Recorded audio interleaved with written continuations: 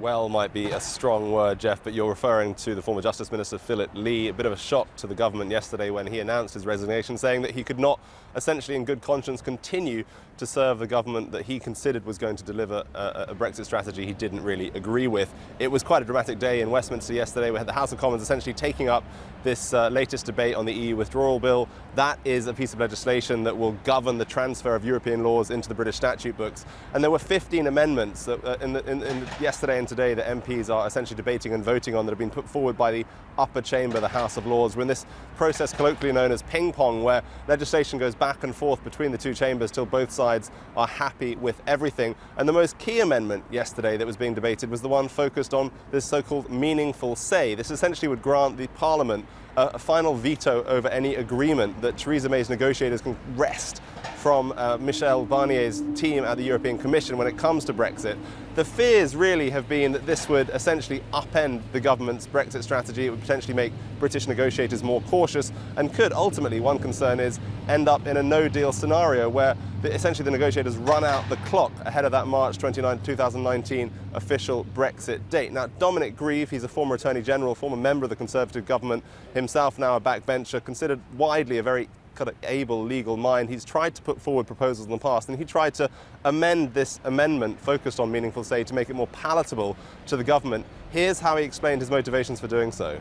The simple fact is the government hasn't made provision for no deal, and there is a way of doing it. And the amendment I put to the House, tabled, provides a mechanism for doing that. And one of the key issues for me at the end of this afternoon is going to be whether we make some progress on having a proper structure to address no deal.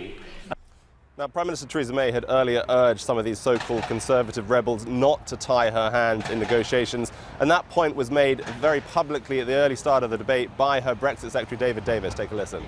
The government cannot demonstrate the flexibility necessary for successful negotiation if its hands are tied midway through that process. That will do nothing but guarantee a bad deal for Britain. But it's for the government to set the direction during the negotiation. That's the key point. Now, ultimately, the government made concessions to Dominic Grieve and some of these other rebels at the very last minute. You said the 11th hour. It's more like the 59th minute of the 11th hour. A lot of backroom discussions going on, and they narrowly won that vote, 324 to 298. Now, what Theresa May apparently promised to some of these rebels was that these concerns they had would be addressed in the next reading at the Lords, which will be on Monday. If that doesn't happen, these rebels have said they will just wait till it comes back to the Commons and essentially have the same bitter debate again. One of the focus today, as the votes and debates continue, is going to be on the customs union. That is another area that's been very acrimonious amongst members of the Conservative Party, and we're expecting to see a bit of a fudge once again. As was so often the case with the Conservative Party and its strategy to Brexit, they are kicking the can down the road on membership of the customs union. That will probably get taken up in trade legislation, which will not be until next month.